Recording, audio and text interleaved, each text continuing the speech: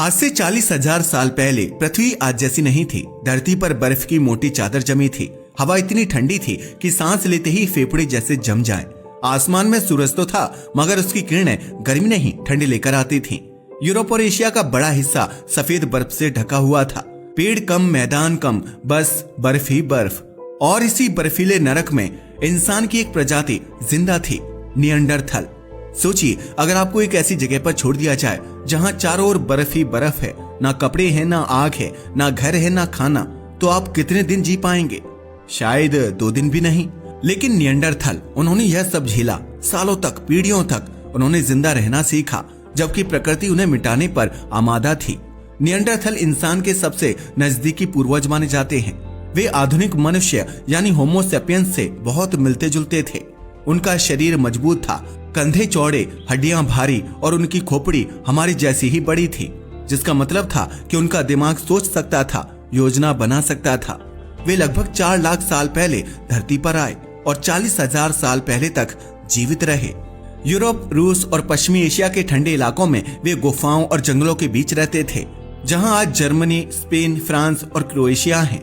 वहीं कभी उनका घर हुआ करता था। ये वो वक्त था जब धरती आइस एज में थी।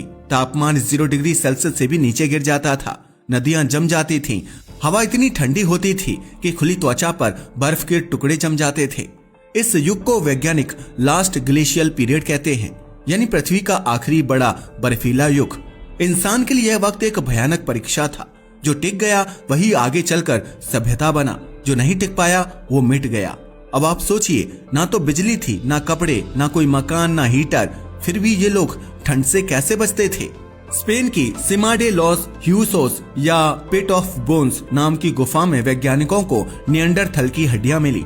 जब उन्होंने इन हड्डियों को माइक्रोस्कोप से देखा तो उसमें ऐसे पैटर्न दिखाई दिए जैसे जानवरों के हाइबरनेशन में होते हैं। यहीं से एक बड़ा रहस्य शुरू होता है। क्या निएंडरथल हाइबरनेशन करते थे? अब आप सोचेंगे कि ये हाइबरनेशन क्या होता है। तो हाइबरनेशन एक ऐसी प्रक्रिया है जिसमें जीव अपनी बॉडी को स्लीप मोड में डाल देता है। मतलब शरीर की सारी गतिविधियां बहुत धीमी हो जाती हैं। धड़कनें धीमी, सांस हल्की और शरीर का तापमान बहुत नीचे चला जाता है। इससे शरीर को कम ऊर्जा की जरूरत पड़ती है। जैसे कंप्यूटर को स्लीप मोड पर रख दो, ना बंद होता है, ना पूरी तरह चलता है। कुछ जानवर जैसे गिलहरी, भालू और चमगादड़ कई महीनों तक ऐसे ही रह सकते हैं। वे बिना खाए पिए जिंदा रहते हैं, अपने शरीर में जमा फैट से ही एनर्जी लेते हैं। सवाल बड़ा है, क्या इंसान भी ऐसा कर सकता है? विज्ञान कहता है नहीं, क्योंकि इंसान का दिमाग बहुत एनर्जी लेता है। हमारा मेटाबॉलिज्म तेज है और हमारा ब्रेन हमेशा एक्टिव रहता है। अगर हम महीनों तक बिना खाना और ऑक्सीजन के रहें तो दिमाग डैमेज हो सकता है। इसलिए आधुनिक इंसान हाइबरनेशन नहीं कर सकता। मगर वैज्ञानिकों को निएंडरथल की हड्डियों में कुछ ऐसे निशान मिले जिनसे लगता है कि वे शायद कोशिश करते थे या फिर किसी आंशिक हाइबरनेशन जैसी स्थिति में जाते थे। स्पेन की वो गुफा सिमा डे लॉस ह्यूसोस यानी हड्डियों का गड्ढा, यहाँ 4,30,000 साल पुराने इंसानों के अवशेष मिले। उन हड्डियों में जो निशान थे वे उन्हीं जानवरों की तरह थे जो सर्दियों में हाइबरनेशन करते हैं। कुछ वैज्ञानिकों ने कहा शायद ये निएंडरथल सर्दियों में हाइबरनेट करते थे, लेकिन यह थ्योरी सबको नहीं जमी। कई एक्सपर्ट्स बोले नहीं, ये हड्डियों पर निशान किसी और वजह से भी हो सकते हैं, जैसे भूख से या बीमारी से। फिर भी यह सोच रोमांचित करती है कि क्या कभी इंसान ने भी भालू की तरह महीनों तक सोकर ठंड झेली थी? वैज्ञानिकों ने एक और दिलचस्प थ्योरी दी। शायद निएंडरथल ने यह तरकीब भालू से सीखी, क्योंकि कई गुफाएं ऐसी मिली जहां इंसान और भालू दोनों के निशान मौजूद थे। भालू सर्दियों में महीनों तक सोया रहता है। शायद निएंडरथल ने देखा होगा कि भालू कई महीनों बाद उठता है, फिर जिंदा रहता है।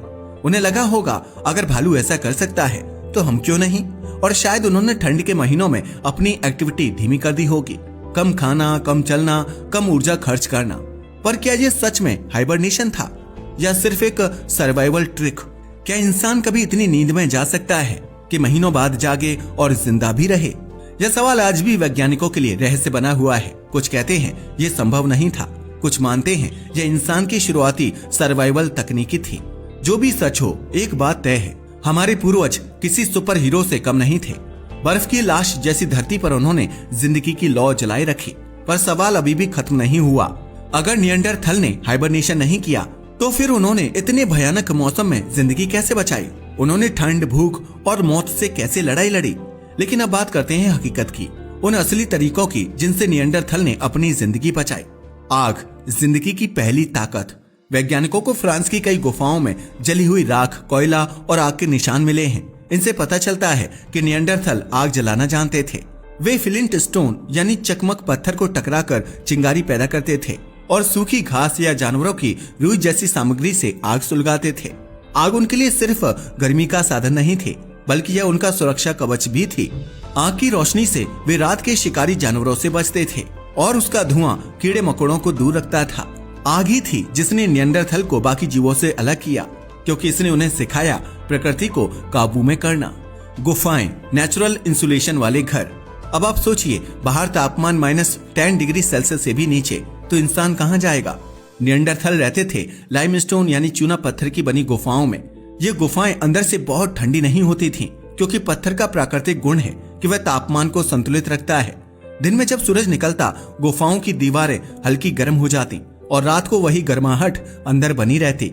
फ्रांस की ला शापेल, ऑक्स सेंट्स और क्रोएशिया की क्रापिना केव ऐसी ही जगह हैं जहां निएंडरथल के रहने के सबूत मिले हैं। इन गुफाओं के अंदर उन्हें पत्थर के औजार, हड्डियों के टुकड़े और जानवरों की खाल मिली है। इससे साफ है कि गुफाई उनका घर थी, जहां वे आग जलाते, खाते और ठंड से बचते थे। कपड़े, जानवरों की खाल से बने बख्तर। वैज्ञानिकों के अनुसार निएंडरथल जानवरों की खाल से कपड़े बनाते थे। हालांकि उन्हें सिलाई की सुई बनाना नहीं आती थी, लेकिन उन्होंने पत्थर की धारदार ब्लेड से खालों को काटकर शरीर पर लपेटना सीख लिया था। वे इन्हें रस्सी या हड्डियों के टुकड़ों से बांधते थे, जिससे शरीर से गर्मी बाहर ना जाए। ठंडे इलाकों में शिकार के लिए मिलने वाले जानवर जैसे बाइसन, भालू और वूली मैमथ बहुत मोटी खाल वाले होते थे। उन्हीं की खाल ने निएंडरथल को जिंदा रखा।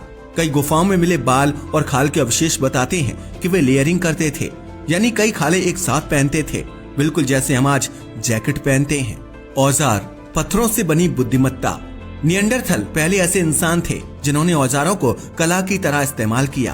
वे फ्लिंट यानी चकमक और क्वार्टजाइट जैसे पत्थरों को धारदार बनाकर उनसे शिकार करते थे। वैज्ञानिकों ने इन्हें मुस्टेरियन टूल्स नाम दिया है। इन औजारों में होती थी भाले की नोक, काटने वाले ब्लेड, खाल छीलने वाले औजार और लकड़ी काटने के उपकरण। ये औजार केवल ताकत नहीं दिखाते, बल्कि यह बताते कि निएंडरथल योजना बनाना जानते थे। वे पहले सोचते थे कि कौन सा औजार किस काम के लिए चाहिए, फिर उसी हिसाब से बनाते थे, यानी उनके दिमाग में टेक्निकल स्किल्स मौजूद थी। शिकार और भोजन, ठंड में ऊर्जा का स्रोत। इतनी ठंड में खेत में फसल नहीं उगती थी, फलों की कमी थी, तो निएंडरथल ने एक रास्ता चुना, शिकार। वे झुंड बनाकर रेनडियर, मैमथ, बाइसन और जंगली घोड़े का शिकार करते थे। वे शिकार के लिए योजनाएं बनाते थे, कभी जानवरों को दलदल की तरफ भगाते, कभी पहाड़ी रास्तों पर फंसाते। फ्रांस की गुफाओं से मिले हड्डियों के ढेर बताते हैं कि वे एक बार में कई जानवर मारकर उनका मांस ठंड में स्टोर कर लेते थे। बर्फ में मांस जल्दी खराब नहीं होता था, तो वे इसे कई हफ्तों तक खाते रहते। मांस के अलावा वे बेरी, मशरूम और कभी कभी मछली भी खाते थे।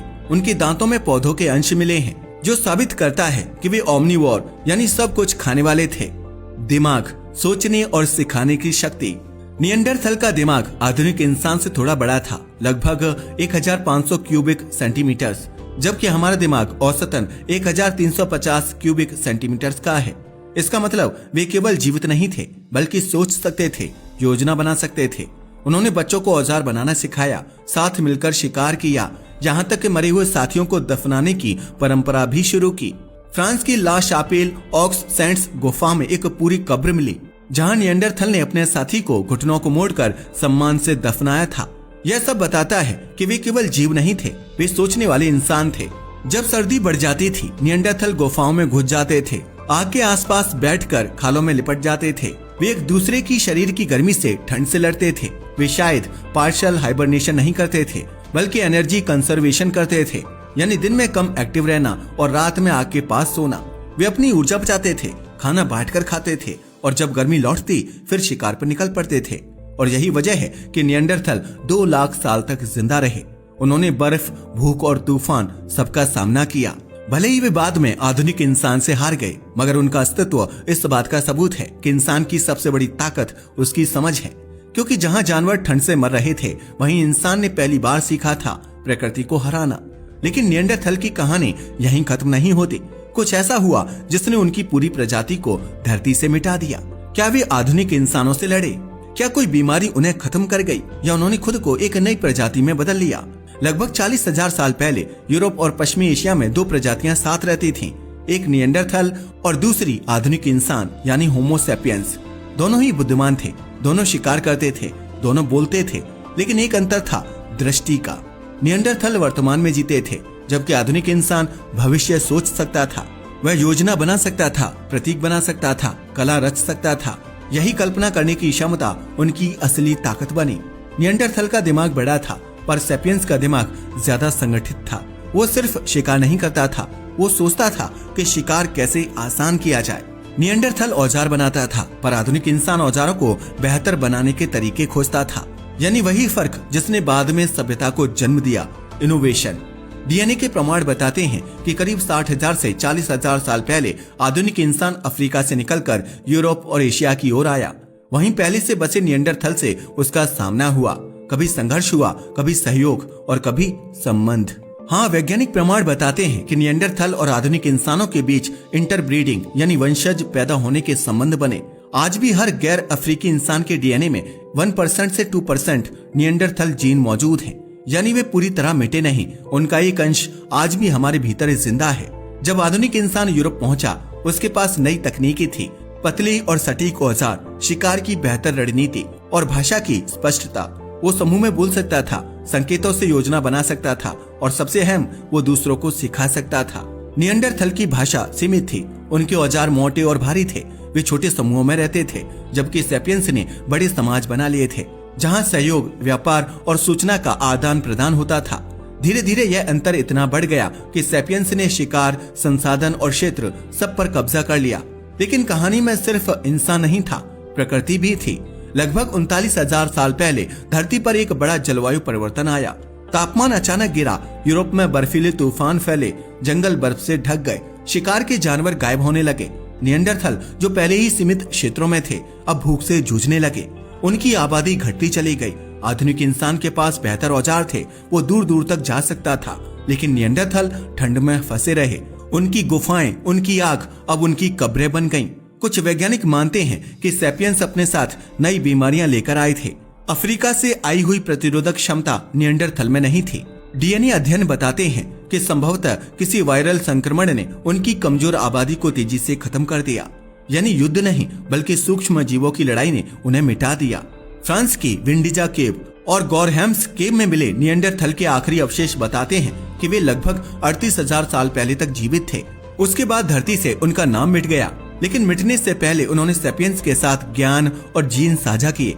कई आधुनिक यूरोपीय और एशियाई जनजातियों में आज भी उनके त्वचा, बाल और प्रतिरोधक जीन पाए जाते हैं। निएंडरथल का अंत दुखद था, पर उनका योगदान अनमोल। उन्होंने पहली बार आग, दफन संस्कार, औजार और सहयोग की नींव रखी। उनकी सोच ने उस धरती को तैयार किया जहां आगे चलकर मानव सभ्यता फली फूली। अगर निएंडरथल ना होते तो शायद इंसान सोचना नहीं सीख पाता। लगभग 35,000 साल पहले धरती पर अब सिर्फ एक ही प्रजाति बची थी, होमो सैपियंस। अब वही आगे बढ़ने वाला था, वही पहाड़ चढ़ेगा, नदियां पार करेगा और अंततः सभ्यता बनाएगा। निएंडरथल चले गए, पर उनके खून की एक बूंद, उनकी यादों की एक झलक आज भी हमारे भीतर है, क्योंकि हम ही उनकी अधूरी कहानी है। वो कहानी जो मिट्टी से शुरू हुई थी और सितारों तक पहुंची। शायद वो मिटे नहीं, बस हम में बदल गए। आज के लिए बस इतना ही। वीडियो पसंद आया हो तो इसे लाइक और शेयर करें। धन्यवाद।